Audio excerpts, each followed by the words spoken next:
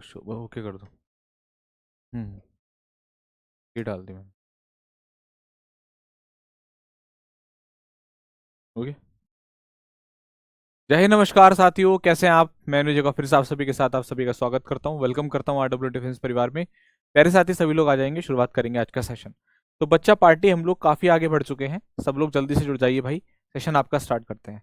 Right, subject वर agreement का आज आपका ये लास्ट पार्ट है, ये आपका पार्ट इसके बाद एंड हो जाएगा और पूरा टॉपिक आपका यहाँ पर ये कंप्लीट हो जाएगा। ठीक है, तो जो जो चीजें हम लोग कर चुके हैं उसको हम लोग हटा देते हैं। ठीक है, ये सब चीजें हम लोग पढ़ चुके हैं, मतलब बहुत कुछ खत्म कर दिया हम लोगों ने, बस 30% ही रह गया इसका, है ना।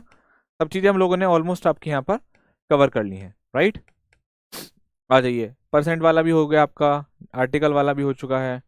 ठीक है, ठीक है, ओके।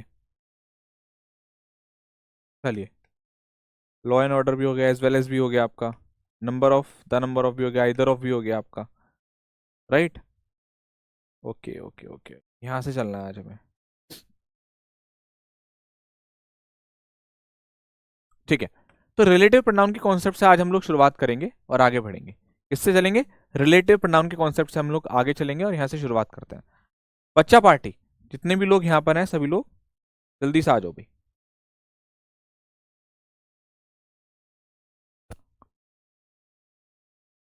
देखिए, बहुत सिंपल और आसान है, बिल्कुल भी टेंशन नहीं लेनी। ये मान के चलिए कि जैसे आपका ये रिलेटिव प्रोनाउन दे रखा है, रिलेटिव प्रोनाउन क्या क्या है आपके? हु। आगे जाकर हम लोग पढ़ेंगे रिलेटिव प्रोनाउन क्या होता है प्रोनाउन टॉपिक में पूरे अच्छे तरीके से। फिलहाल देखिए, ये आर पे मिला रिलेटिव प्रोनाउन, जैसे आपका ये रिलेटिव प्रोनाउन दे रखा होगा आपको सेंटेंस में। राइट, और आपको उससे आगे वर्ब लगानी होगी। यहां कहीं आपको वर्ब दे रखी होगी। अब ये वर्ब सिंगुलर होगी प्लूरल होगी, ये कैसे पता करेंगे? तो रिलेटिव प्रोनाउन से पहले जो भी आपका नाउन दे रखा होगा, जो भी आपका सब्जेक्ट दे रखा होगा, उसके हिसाब से आपको लगाना है। इससे पहले आपका जो भी नाउन दे रखा होगा उसके हिसाब से वर्ब लगाएंगे आप। जो भी नाउन दे रखा हो, प्रोनाउन दे रखा हो, उसके हिसाब से वर्ब लगाएंगे।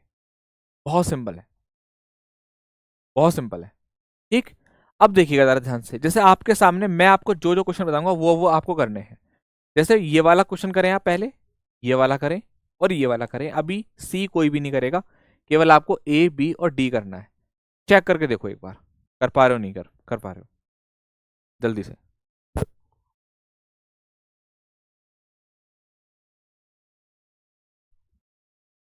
भाई वाह,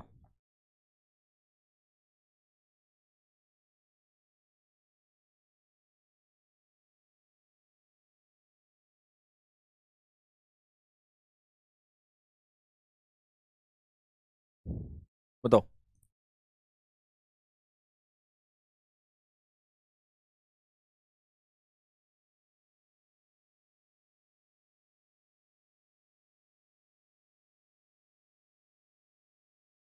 बढ़िया,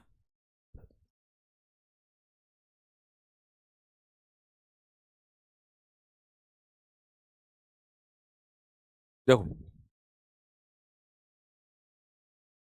अब देखो, ये क्वेश्चन है, क्वेश्चन नंबर ए। आपसे कहता था girl who is are playing is my daughter. अब ये रिलेटिव प्रोनाउन आ रहा है यहाँ पर हु, ठीक। ओके, इससे पहले क्या दे रखा है आपका? गर्ल दे रखा है। क्या दे रखा है बेटा? गर्ल। गर्ल कैसा नाउन है? सिंगुलर है प्लूरल है? अब आपने कहा कि सर बहुत सिंपल है, गर्ल तो हमारा सिंगुलर नाउन है, ठीक। तो अब इसके बाद जो हम लोग वर्ब लगाएंगे वो कैसी होगी? सिंगुलर ही होगी। और आप यहाँ पर क्या लगा देंगे? इज लगा देंगे, आर नहीं होगा। पहला वाला क्वेश्चन। दूसरा, हु से पहले क्या आ रखा है? आई। आई के साथ क्या लगाते हो? हैव लगाते हो। हैव हो जाएगा, हैज नहीं होगा। ओके, तीसरा वाला मैंने कहा भी छोड़ना है। चौथे पर आइए, Vinay is one of my brothers. One of के बाद नाउन प्लूरल, ठीक है। हु से पहले क्या दे रखा? ब्रदर्स। ब्रदर्स कैसा है बेटा? एक प्लूरल नाउन है, प्लूरल है, पी फॉर प्लूरल। तो यहां पर क्या आएगा? आर आएगा। क्या हो गया आपका यहाँ पर? आर हो गया। अब ठीक, चलो बहुत बढ़िया। आप लोग ना इसके बाद ये वाले दोनों क्वेश्चन बताओ। अभी मैंने एक क्वेश्चन छोड़ रखा है, उसको अभी कराता हूं, पहले आप ये वाले दोनों और बताइए। इनमें क्या करेंगे आप? ई और एफ में बताओ। ई और एफ में आप क्या करोगे?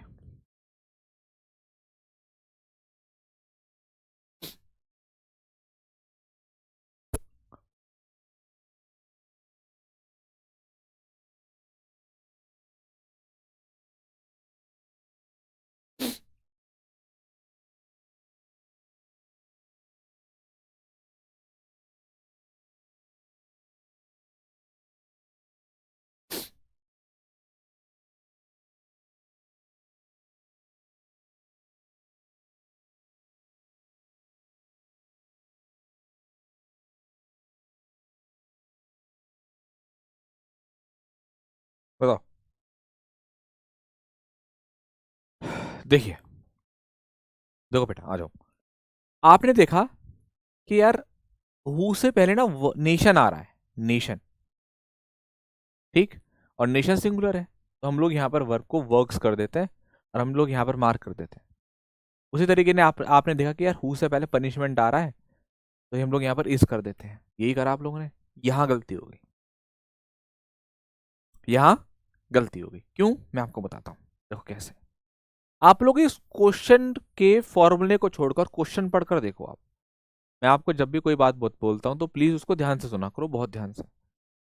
Those students also serve the nation who works या work for the welfare of the poor. बेटा, ये यहां पर कहता है कि जो स्टूडेंट्स हैं ऑल्सो सर्व द नेशन, जिन्होंने नेशन की सेवा करी है। हु डैश वर्क या फॉर, वो क्या करते हैं, वो वेलफेयर के लिए काम करते हैं, गरीबों की भलाई के लिए काम करते हैं। अब आप लोग मुझे बताओ, काम करने वाला कौन है? आपका उत्तर आना चाहिए नेशन या उसके छात्र, स्टूडेंट्स या नेशन। काम किसने करा? बोलो, काम किसने करा? नेशन ने करा या स्टूडेंट्स ने करा? सोचिए, बोलिए और बताइए। अमरूद खाओगे भाई? अमरूद खाओगे? तो फास्ट में तो खाते ही है।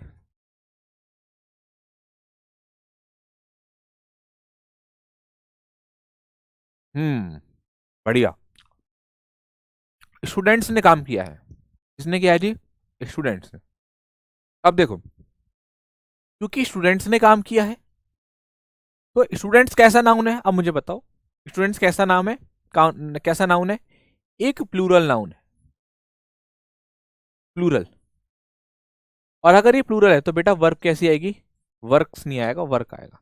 अब आप बोलोगे सर ये तो नियम हमारा फेल हो गया, कॉन्सेप्ट फेल हो गया। बेटा हमें कॉन्सेप्ट लगाने से पहले ये भी तो देखना पड़ेगा कि काम करने वाला कौन है, राइट? इसकी थोड़ी सी ट्रिक भी है, लेकिन मैं ट्रिक से ना बता करके आपको कॉन्सेप्ट बता रहा हूँ, क्योंकि आपने बहुत अच्छा पहचाना कि सर काम करने वाला छात्र है और छात्रों ने ही काम किया है, नेशन तो काम कर ही नहीं सकता।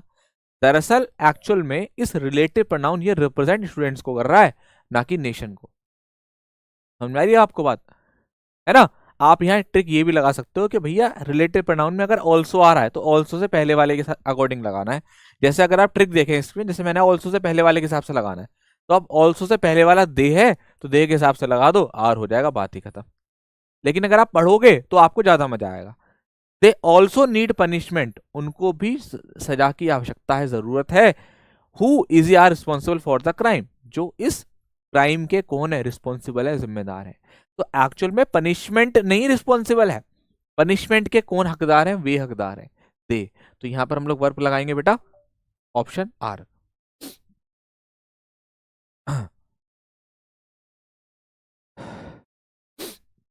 ठीक है बेटा, सभी को बात समझ में आ रही है? बहुत बढ़िया, शाबाश।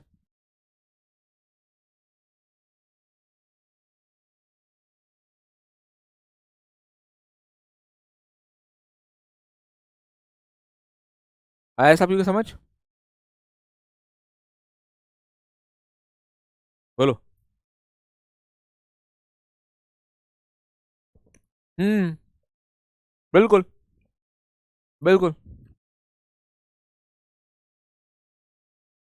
ठीक है, चलो आ जाओ, एक बार और समझा देता हूँ। बच्चों ने कहा कि सर एक बार और समझा दो, बिल्कुल एक बार और समझाएंगे। क्वेश्चन ने कहा आपसे, they also need punishment, who is are responsible for the crime. अगर आप रिलेटिव प्रोनाउन से पहले के पास जाओगे, पनिशमेंट जो कि एक नाउन है उसके हिसाब से वर्ब लगाओगे तो इज लगा दोगे। लेकिन क्वेश्चन को थोड़ा सा ध्यान से पढ़ोगे तो आपको समझ में आएगा, अरे यार गलत हमने सब्जेक्ट चुन लिया, इसके हिसाब से वर्ब तो नहीं आनी चाहिए, वर्ब तो आनी चाहिए आपके दे के हिसाब से, क्योंकि रिस्पॉन्सिबल कौन है? वे रिस्पॉन्सिबल है, मैं थोड़ी ना। तो इसलिए आप यहाँ पर क्या लगाओगे बेटा? यहाँ पर आर करोगे, ना कि इज करोगे। ठीक है। अब अब आपके सामने दो क्वेश्चन और है, जी और एच, इसको और बताइए।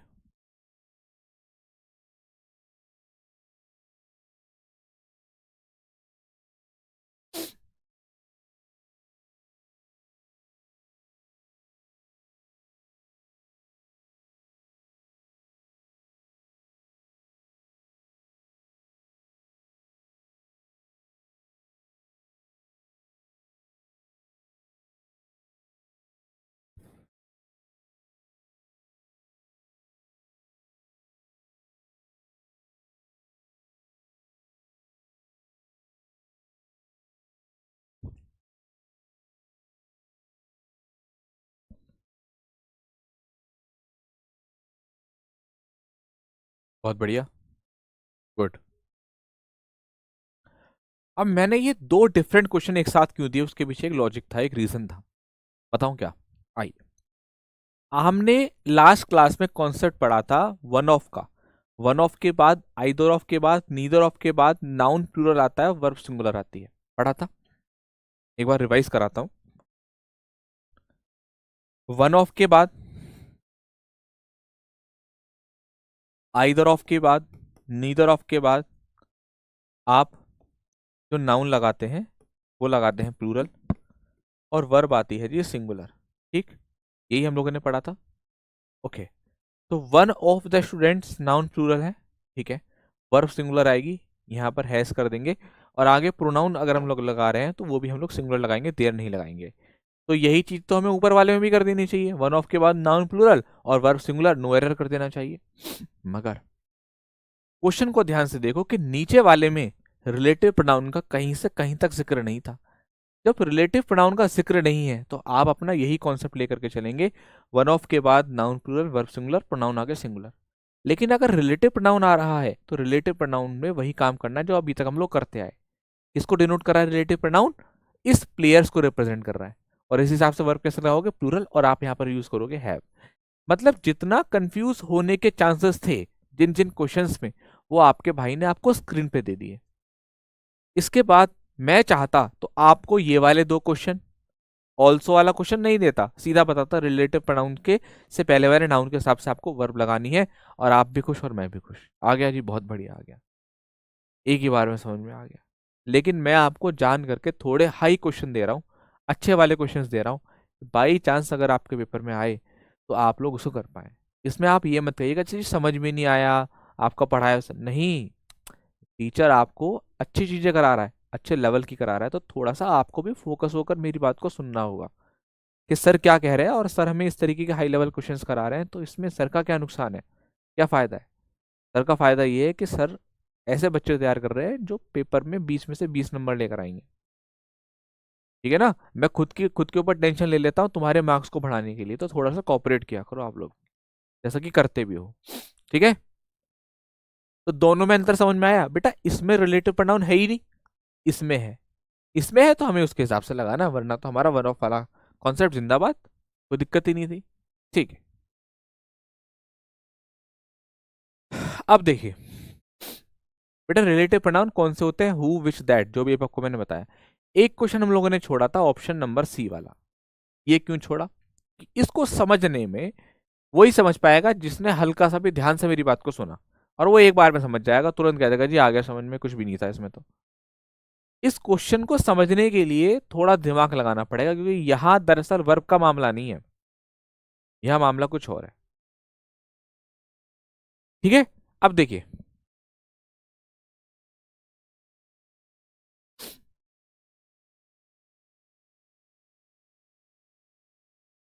चलो अब देखिए, आपसे कहता है कि I am not one of those. इसका मतलब क्या हुआ, मैं उनमें से नहीं हूं। हु विल ट्रस्ट, जो विश्वास करते हैं। हुम आई मीट है, आई मीट। क्वेश्चन की शुरुआत करता है, मैं आपसे कहता हूं कि मैं उन लोगों में से नहीं हूं जो उन पर विश्वास करते हैं जिनसे मैं मिलता हूं। अच्छा, एक बात बताओ, मैं आपके सामने दो सेंटेंस बोलता हूं, पहले ए वाला बोलूंगा फिर बी वाला, ध्यान से सुन लेना, चाहे लिख लेना, चाहे लिख लो, लिख लो चाहे कॉपी में। मैं उन लोगों में से नहीं हूं जिनसे वे मिलते हैं, सॉरी, मैं उन लोगों में से नहीं हूं who will trust whom I meet, जो उन पर विश्वास करते हैं। विल ट्रस्ट, विश्वास करते हैं, whom आई मीट, जिनसे मैं मिलता हूं। ए, ये ए वाला है। अब मैं बी वाला बताता हूं, I am not one of दोस्त, मैं उन लोगों में से नहीं या उनमें से नहीं हूं हु विल ट्रस्ट, जो विश्वास करते हैं जिनसे वे मिलते हैं। यार एक सोचने वाली बात है कि यहां पर आया है क्या, कि मैं उन लोगों में से नहीं हूं, एक्चुअल में बात कर रहा हूं मैं हु से पहले दोस्त की, मैं उनकी बात कर रहा हूं, और आगे जाकर देखता हूं कि उसने आई यूज कर लिया। अरे मेरे भाई, बात तो उनकी हो रही थी ना, मेरी थोड़ी ना हो रही थी, जो यहां पर उसने आई लगा दिया। उसको क्या बोलना था, मैं उनमें से नहीं हूं जिन पर विश्वास करता है जिनसे वे मिलते हैं, मैं थोड़ी ना मिलता हूं, वे मिलते हैं। और वे के लिए क्या लगाओगे, आई या दे, दे। तो ये क्वेश्चन थोड़ा सा ट्रिकी था, मजेदार था, इसलिए मैंने आपको दिया। ठीक है।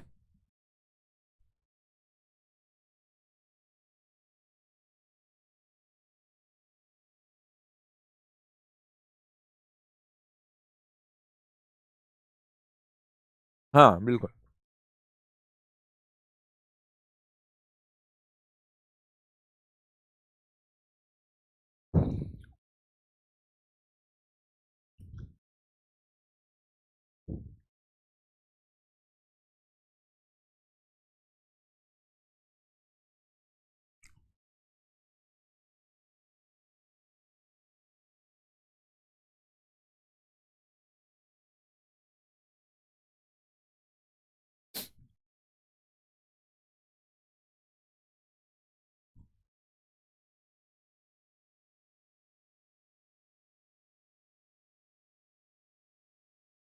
एक बात बताऊं, मैं रिपीट कर दो, मैं बताऊं, तुम लोगों को हंसी आएगी। आज तक का रिकॉर्ड है, रिकॉर्ड बता रहा हूं मैं, हर एक टीचर की क्लास में बता रहा हूं, अगर टीचर ने ये कह दिया ना इसका मतलब है होता है, और ये सिंगुलर होता है, और आर का मतलब है होता है, और ये प्लूरल होता है, ये प्लूरल के लिए आता है, तो मैं दाव के साथ कह सकता हूं कि जब टीचर बोलेगा ना ठीक है बेटा समझ में आ गया, तो एक ना एक बच्चा पता है जरूर बोलेगा सर रिपीट कर दो। ये जो रिपीट करने की बात है ना, आप लोग ना पहले से तैयार रखते हो इस क्वेश्चन को अपने माइंड में, यार अरे टीचर बोले एक बार, हाँ ओके आगे बढ़े, नहीं रिपीट कर दो। ऐसा इसलिए होता है हर एक कॉन्सेप्ट में, आप खुद से सोचना क्यों, क्योंकि ऐसा इसलिए होता है क्योंकि हम लोग को एक माइंडसेट रखते हैं कि यार हमें लास्ट में ना जाकर ये बोलना है कि रिपीट कर दो। तो जब टीचर पूरी एनर्जी के साथ पढ़ा रहा होता है ना, समझा रहा होता है, तो फिर आपको समझ में आएगा नहीं, क्योंकि आपने क्या सोच रखा है, ये तो रिपीट करवा कर ही समझ में आएगा। ऐसा जरूर है, आप नहीं करते, एक बच्चा कह रहा है कि नहीं ऐसा नहीं है, आप नहीं करते ऐसा, लेकिन करते हैं। आप देख लो ना कोई भी कॉन्सेप्ट हो, क्योंकि मैं तो सबकी चैट पढ़ रहा हूँ ना, आप तो केवल अपनी चैट देख रहे हो, मुझे मुझे सबके बातें नजर आ रही है, इसलिए मैं आपको बता रहा हूँ बेटा। चलो, हर हर कॉन्सेप्ट मत कहा करो कि रिपीट कर दो, कि जी हाँ नु का ये भी रिपीट कर दो, फिर इसका मतलब ये है कि मुझे दो दो बार पढ़ाना पड़ा करेगा, तो मैं नियम से काम करूंगा, पहले सारा समझाऊंगा फिर बोलूंगा क्लियर, नहीं नहीं नहीं अभी क्लियर नहीं, एक बार रिपीट करके दोबारा से पढ़ा देता हूँ, तो वो बीच का टाइम बच जाएगा हमारा। ये वाला तो हो चुका था, ये सुनो, आइदर और वाला हो चुका था ना बेटा, जल्दी बताओ, आइदर और हो चुका था, जल्दी बताइए, फटाफट बताओ जल्दी से, हो चुका था, आइदर और हो चुका था, ठीक है। अब देखिए, अब देखो मेरे भाई, अब मैं आपसे आगे बात करता हूं नेक्स्ट कॉन्सेप्ट की, कॉन्सेप्ट ऑफ कलेक्टिव नाउन। ये भी बहुत बढ़िया कॉन्सेप्ट है, ये भी बहुत बढ़िया कॉन्सेप्ट है। कौन सा कॉन्सेप्ट है ये, देखिए कलेक्टिव नाउन से हमारा क्या मतलब होता है, जैसे भाई आप स्टूडेंट्स हैं, राइट, मैंने स्टूडेंट्स का एक ग्रुप बनाया, एक ग्रुप बना करके उसको नाम दे दिया, क्या नाम दे सकता हूं, क्लास, ठीक। अब सोल्जर्स हैं, राइट, सोल्जर्स का एक ग्रुप बनाया, नाम दे दिया आर्मी। तो कहने का मतलब ये हुआ कि नाउन को का एक ग्रुप बना करके उसको एक नाम दे देना कलेक्टिव नाउन कहलाता है। ओके, जैसे अगर आप देखेंगे तो हमारे सामने बहुत सारे इसी तरीके कलेक्टिव नाउन के ग्रुप हैं, jury, mob, council, committee. Jury क्या होता है, बच्चे इसमें कंफ्यूज होते हैं, सर जूरी नहीं आया है समझ में, कुछ नहीं है इसमें भाई, जो जजेस होते हैं ना उसके ग्रुप को बोला जाता है जूरी। मॉब क्या होती है, जो उग्र भीड़ होती है, उग्र भीड़, गुस्से वाली। काउंसिल, कमेटी, जैसे आपकी कॉलोनी में काउंसिल बन गई, एक कमेटी बन गई, गवर्नमेंट में भी काउंसिल बनती है, कमेटी बनती है ना। ऑडियंस जो पीपल होते हैं, लोग, उनको बोलते हैं। तो जो भी आपके सामने लिखे हुए हैं, jury, mob, council, audience, crowd, army, class, herd, public, crew, ये सारे के सारे कलेक्टिव नाउन है। सारे के सारे क्या है बेटा, कलेक्टिव नाउन, यानी कि अलग अलग नाउन के सेम पेयर को चुन करके ग्रुप बना दिया गया, और उस ग्रुप को एक नाम दे दिया गया, और उस नाम को कलेक्टिव नाउन कहा गया। ओके, अब आप जरा ध्यान से देखें कॉन्सेप्ट क्या है इसका। देखो इसका जो रूल है ना वो ये इस तरीके का है कि जैसे हमने कलेक्टिव नाउन लिया कोई सा भी,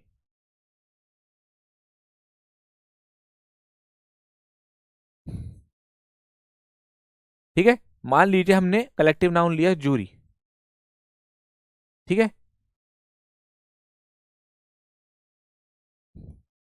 जूरी हम लोगों ने नाम लिया, ठीक। अब इसमें ना वर्ब की दो तरीके से पॉसिबिलिटी है। एक तो वर्ब इसके साथ सिंगुलर भी यूज की जा सकती है,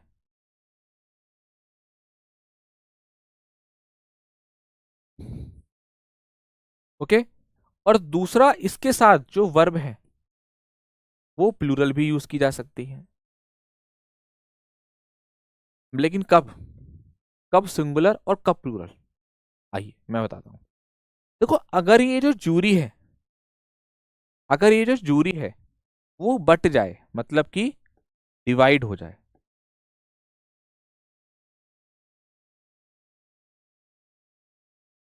है ना, बट जाए, तो वर्ब कैसी लगानी है, सिंगुलर।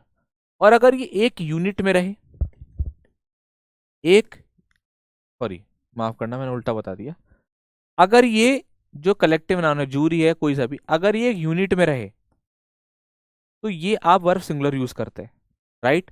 और अगर ये डिवाइड हो जाए, बट जाए, तो वर्ब प्लूरल आती है।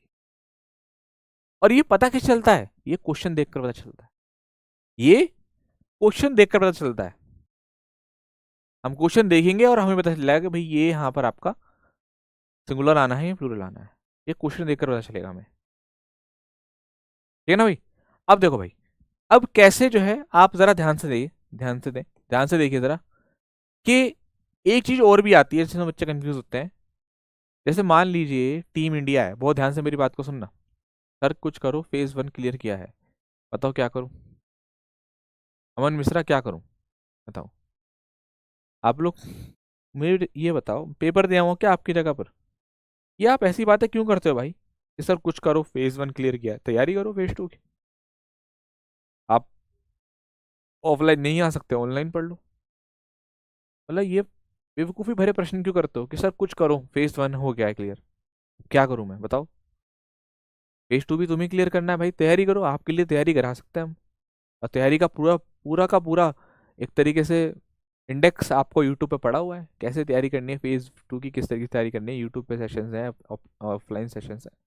थोड़ा सा बेटा ना बड़े हो जाओ, ये ना मतलब ये चीज़ें मत बताया करो कि यार हम कितने महान हैं,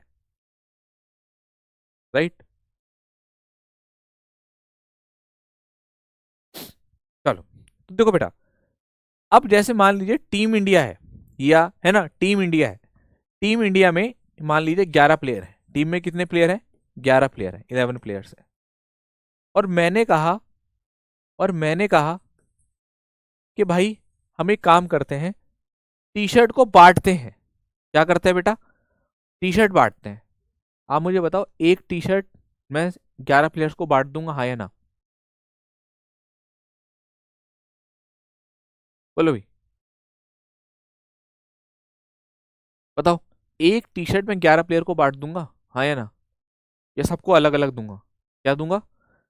अगर मुझे टीम में इंडिया में 11 प्लेयर्स हैं और टी शर्ट बांटनी है, तो अलग अलग टी शर्ट दूंगा या एक कोई,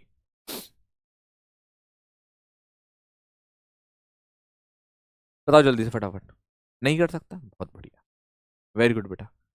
क्या, बहुत बढ़िया बहुत बढ़िया। क्या कर सकता हूँ बेटा मैं आपका, हाँ, 11 जो है अलग अलग बांटूंगा मैं, एक को नहीं बांट सकता। तो जहां अलग अलग की बात आएगी, हर एक चीज का बंटवारा करना पड़े, वहां भी आपको वर्ब कैसी लगानी है, प्लूरल लगानी है, ठीक है बेटा। अब जरा ध्यान से देखो, ठीक, अगर आप ध्यान से देखें तो यहाँ पर जो है आपको यही दो बातें बता रखी हैं जो मैं आपको पिछले 5-7 मिनट से समझाने की कोशिश कर रहा हूं। जैसे अगर आप देखें ध्यान से, इफ यूनाइटेड और यूनानिमस, अगर वो एक मत है, यूनानिमस का मतलब क्या होता है, एक मत, यानी कि अगर वो यूनिट में है, एक मत है, वर्ब सिंगुलर, प्रोनाउन सिंगुलर, ठीक, जो आपको मैंने बताया। अगर वो डिवाइड हो जाए, या हर एक चीज पर अपना अधिकार दिखाएं, जैसे टी शर्ट है या सीट है, मतलब जहां पर चीजों को डिस्ट्रीब्यूट करना पड़ जाए, ठीक है। सूर्य कुमार आप भी चुप हो जाओ, बहुत देर से आप भी जो है टाइम पास करो क्लास के अंदर। कोई बच्चे को अगर परेशान है, बार बार कमेंट कर रहा है, तो मेरा रिस्पॉन्सिबिलिटी उसको रिप्लाई करने का। आप बीच में ना करके ना फूफा जी मत बना करो मेरी क्लास के अंदर, ठीक है। मुझे बताओ कि टाइम वेस्ट करना क्या होता है और सही करना क्या होता है। अगली बार से मेरे को इंस्ट्रक्शन मत दीजिएगा आप, लास्ट वार्निंग है।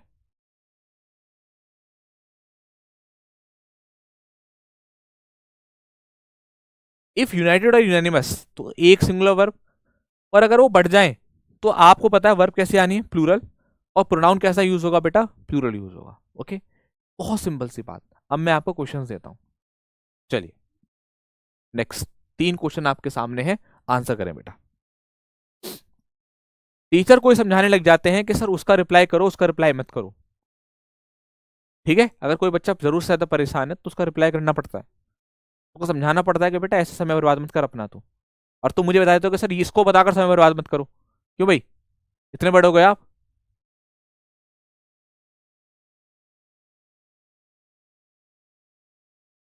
भाई कोई कंप्यूटर रोबोट नहीं हूं मैं कि मेरे अंदर एक डिवाइस फीड कर दी गई है और आकर लेक्चर देना जाना है। इमोशंस भी है मेरे अंदर। कोई बच्चा अगर परेशान होगा तो उसको मुझे रिप्लाई भी करना पड़ेगा।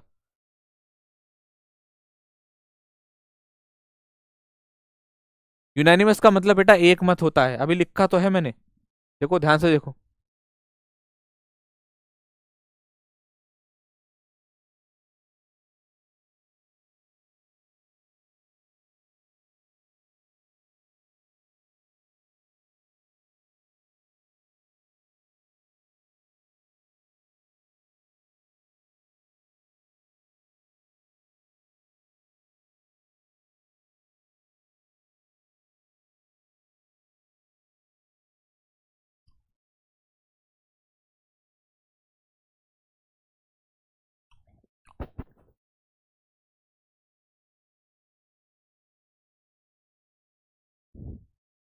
देखिए, the jury have taken an unanimous decision, jury ने यूनानिमस डिसीजन लिया है।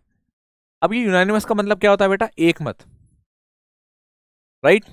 एक मत लिया है, साफ साफ बता दिया, मैंने कहा था ना क्वेश्चन आपको खुद बताएगा, क्वेश्चन आपको खुद बताएगा। यूनानिमस लिया है तो वर्ब कैसी आएगी बेटा, सिंगुलर। आप यहां पर किसका यूज करोगे, हैज का। The jury is divided in its their opinion. अब देखो यहां पर खुद क्या दिया, बट गई, बट गई तो देयर, और वर्ब कैसी, प्लूरल, आर। जूरी अपनी अपनी सीट पर बैठ गई। तो देखो सुनो भाई, क्वेश्चन नंबर आपका थर्ड, अगर आप लोगों ने हैज लगा दिया तो आपने कहा कि भैया जूरी एक ही है, और उन जूरी के अंदर तो 4-5 जज तो होंगे कम से कम, उनको भैया एक ही सीट पर बैठना है। जब आगे कह रखा है कि रिस्पेक्टिव सीट्स, तो सीट पर तो अलग अलग बैठेंगे ना, है। तो हैव लगाओगे और देयर लगाओगे, इट्स नहीं होगा, ना ही हैज होगा। बोलो बेटा।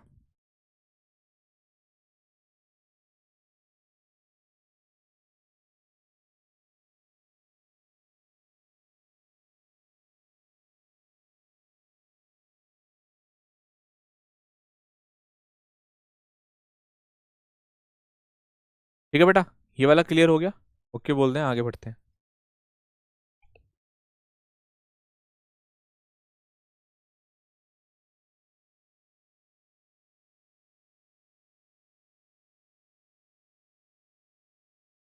देयर वाला बता दिया, जल्दी बताओ। देयर वाला बता दिया, कॉन्सेप्ट ऑफ देयर बताया कि नहीं बताया, जल्दी बताओ।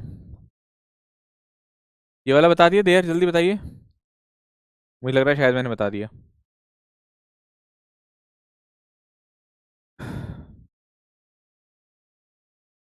बता दिया, ओके। अब देखिए ईच एंड एवरी, बहुत आसान। ईच एंड एवरी जहां पर भी आपको नजर आ जाए, बल्कि ईच एंड एवरी के साथ इंडेफिनिट प्रोनाउन भी लिख लीजिए, जैसे someone, somebody, no one, nobody, everyone, everybody। इन सभी के साथ इंडेफिनिट प्रोनाउन होते हैं ये आपके। इन सभी के साथ आपको वर्ब कैसी यूज करनी है, the verb should be singular. इन सभी के साथ, चाहे कितना ही कुछ लग रहा हो इनके साथ कर दो, कुछ नहीं है इसमें, सिंपल सी बात है। इन ईच एंड एवरी के साथ, no one, someone, everyone, everybody के साथ हमेशा आपको सिंगुलर वर्ब का यूज करना है। चलिए नोट करिए।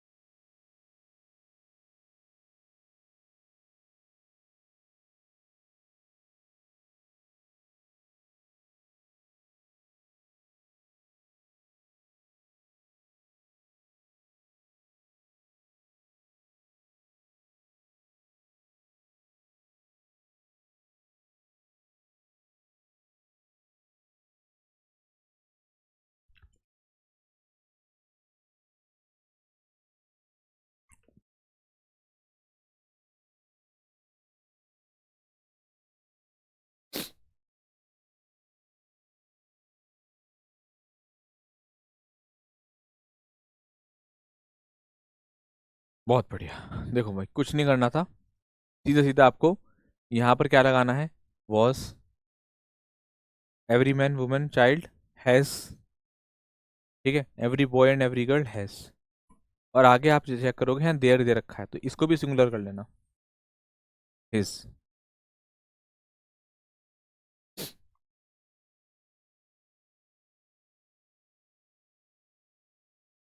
ठीक है, ठीक। चलो जी, ये वाली बात भी क्लियर हो गई हमें। अगला देख लेते हैं जी। अगला बहुत आसान है, मैनिया। तो देखो भाई अगला जो कॉन्सेप्ट है वो ये है कि मैनी आ के बाद जो नाउन लगाते हैं वो सिंगुलर होता है, वर्ब सिंगुलर होती है। लेकिन अगर खाली मैनी आ जाए, मान लीजिए ये आ जाए खाली मैनी, सिर्फ और सिर्फ मैनी, तो अगर मैनी आ रहा है उसके बाद नाउन लगा रहे हो आप, तो मैनी के तुरंत बाद पे आपको प्लूरल नाउन यूज करना होगा, प्लूरल नाउन। और उसके साथ जो वर्ब आएगी वो भी प्लूरल वर्ब होगी। तो ये दो अलग अलग बातें हैं, एक तो ये हो गई और एक ये हो गई। जैसे अगर मैं तीसरा एग्जांपल जोड़ दूं, many boy is playing cricket. आप इन तीनों क्वेश्चन को सही करके दिखाइए।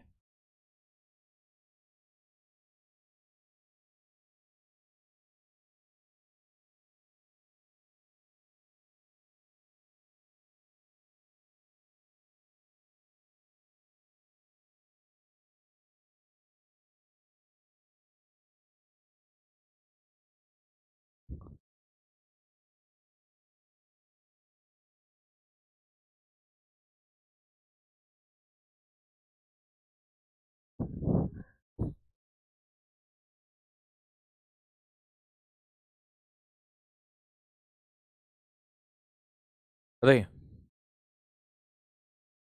गुड, बहुत बढ़िया। देखिए अगर आप ध्यान से देखिए तो मैनी आ रहा है, मैनी आ के बाद नाउन कैसा जी, सिंगुलर लगाना है। सिंगुलर है, हाँ है। वर्ब सिंगुलर है, बिल्कुल सही। तो पहले वाले में तो कोई गलती नहीं है, पहले वाले में नो एरर, बहुत सारे महान बच्चों ने वांट कर दिया। अबे नलायकों, नलायकों, है, तुम्हें मैं क्या करूं? नलायक कहना काफी नहीं तुम्हारे लिए? तुम्हें तो घूसे कोहनी और डंडे पंडे बजाओ पहले तुम्हें, और ठंडे पानी से तुम्हारा मुंह मुंह धो पहले अच्छे से, फिर तुम्हें पढ़ाओ। वांट कर रहे हैं, वांट, देखो कितने महान है। हैं, एक कह रहा गो कर दो, प्रकाश कुमार, काश धूपबत्ती होती मेरे साथ तो कैमरे से तुम्हारी आरती उतार देता। है, कह रहा गो कर दो, वाह, गोस कर दो राकेश कुमार।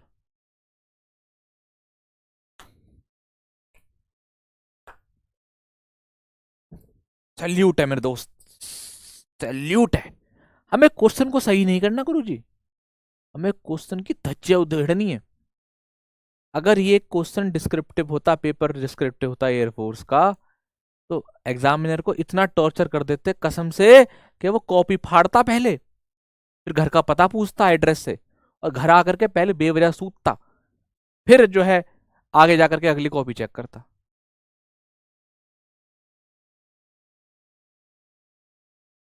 अबे गोस करने का क्या मतलब था? ये वर्ब दे रखी है, मैनी या बॉय वांट्स टू गो, ये इन्फिनेटिव है।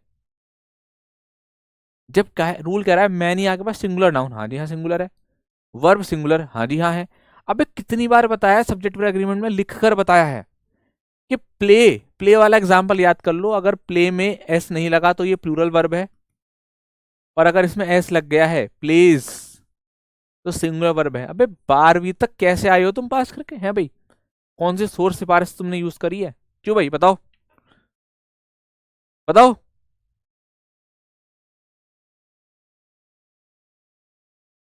बेटा सिंगुलर वर्ब जब एस लगा हो तो ऑलरेडी सिंगुलर है, यही तो चाहिए। सही है। मैनी आ कार हैज होगा, ठीक है। Many a car has, have नहीं होगा। मैं, हाँ देखो इन इन बच्चों का अच्छा आंसर आ रहा है, गुड, बहुत बढ़िया, बहुत बढ़िया, शाबाश। मैनी बॉय, अब देखो बेटा मैनी के बाद बॉयज करना है, और वर्ब कैसी लगानी, प्लूरल आर।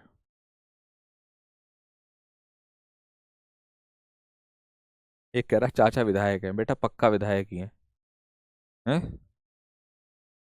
चाचा पक्का विधायक ही है बेटा।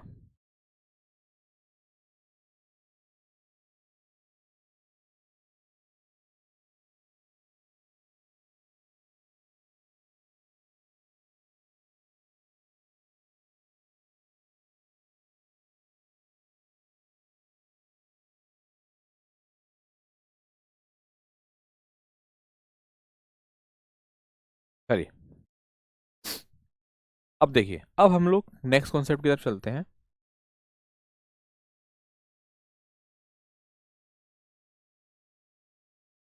अगला कॉन्सेप्ट लिखेंगे।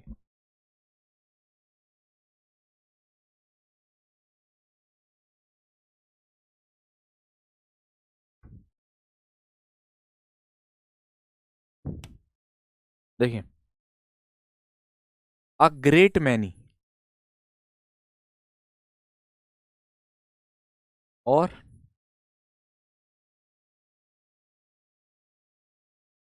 अ गुड मैनी, ठीक है, ये भी एक कॉन्सेप्ट है। अच्छा, अ ग्रेट मैनी और गुड मैनी दोनों का मतलब होता है बहुत सारे।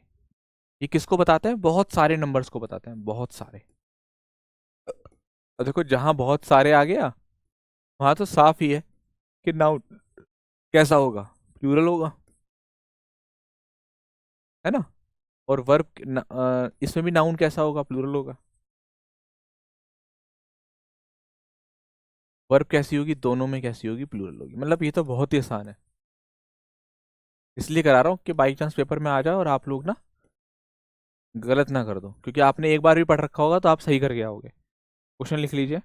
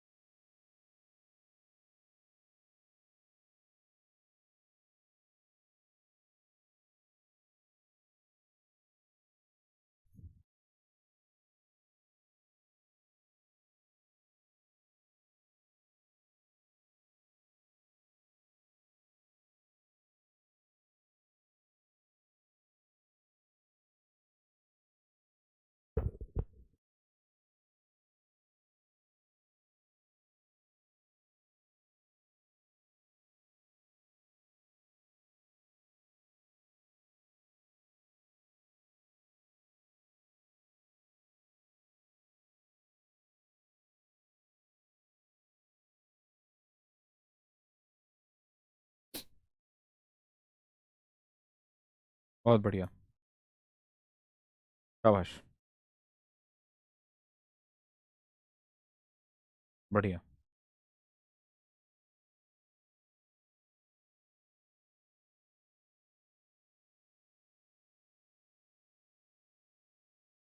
ठीक है, देखिए पहले वाला अ ग्रेट मैनी के बाद नाउन प्लूरल, वर्ब प्लूरल, ठीक है, तो ये तो सही था, नो एरर था पहले वाले में। और दूसरे वाले में आर होगा, हाँ ये सही बताया आप लोगों ने। डांट का असर है भाई साहब, डांट का असर है। डांट दिया अच्छे से तो चीजें आ गई हैं। बहुत सुंदर।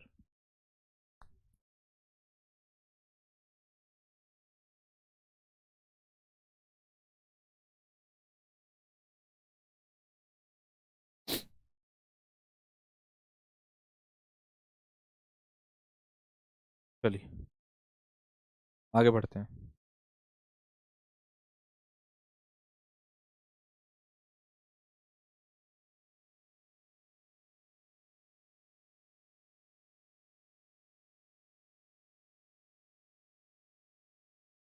देखो एक कॉन्सेप्ट होता है बेटा, मोर देन वन। जब हम लोग मोर देन वन की बात करते हैं तो उसके बाद नाउन जो आता है वो सिंगुलर होता है, और जो वर्ब आती है वो भी सिंगुलर होती है। ठीक, मोर देन वन। मगर अगर मोर के तुरंत बाद नाउन आ जाए तो वो नाउन प्लूरल होता है।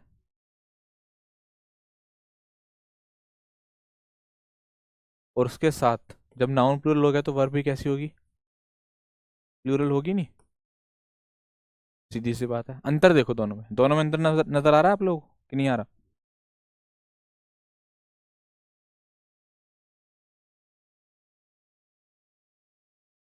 बताओ। और इसमें तीसरा आता है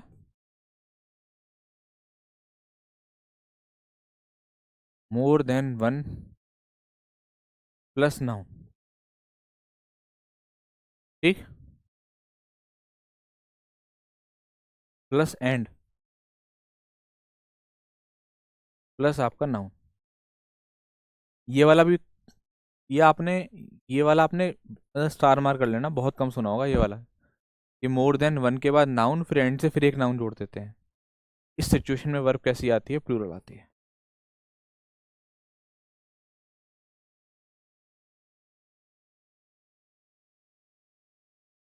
ठीक है भाई, सबको बात समझ में आ रही है? आओ मैं कुछ क्वेश्चन देता हूँ आप लोगों को, क्वेश्चन बताना आप लोग।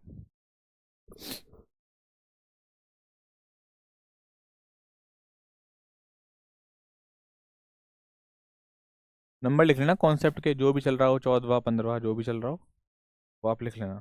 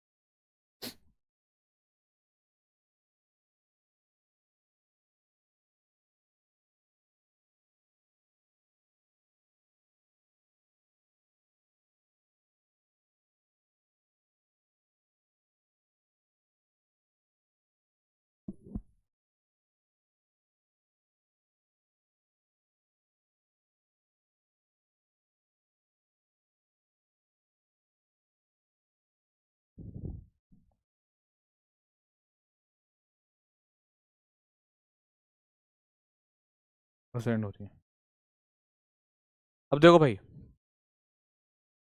यहाँ देखिए मोर देन वन स्टूडेंट आ रखा है ना? तो यहाँ पर अगर आप देखेंगे तो इज लगाएंगे आप, more than one student is absent. ठीक, more than one boy and one girl, अब क्योंकि यहाँ पर one boy and one girl की बात कर दी गई है तो आप यहाँ पर क्या यूज करोगे बेटा, आर। इसका यूज करोगे आप यहाँ पर, आर का यूज करोगे।